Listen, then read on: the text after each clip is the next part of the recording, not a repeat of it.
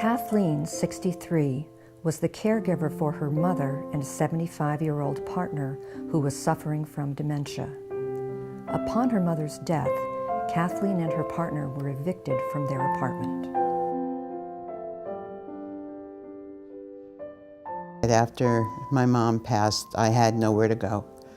I lived in the car, and in the beginning, it wasn't so bad. I figured that, you know, within a month or so we would get a place, and it didn't happen that way.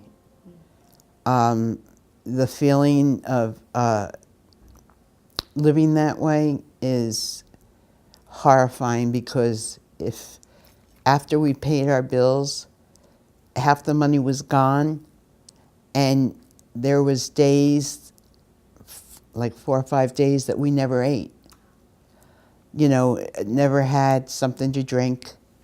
Whatever we had in the car, if it was just like maybe cereal or something, we would just munch out on that. And I was so scared because I had nothing. I nothing at all. No parents, no family, you know, and we just stayed in that car. We just thank God it was warmer weather at that time, because I honestly don't know what I would have done if it was winter time. Thank God. Thank God for coming home. I mean, you know, it was a godsend, I believe. I really do. In 2011, Jackie entered a program to treat her PTSD and severe anxiety. While in treatment, she fell behind in her rent and was evicted. As a single parent raising 3 children, she wasn't able to make ends meet. And here I am trying to get help from all these different places, and everybody kept telling me no, they can't help me. They don't know how I'm going to make my next month's rent. And I kind of had to make a decision. Do I feed my children, or do I pay, you know, my rent at that time? And I decided that it was important for me to feed my children and make sure that I was able to give them whatever I possibly can.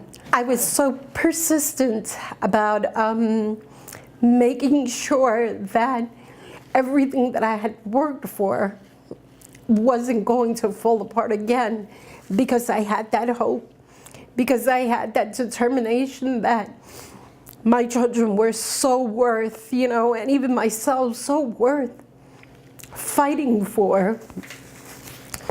Finally, I called 211, and that's when I got in touch with Coming Home.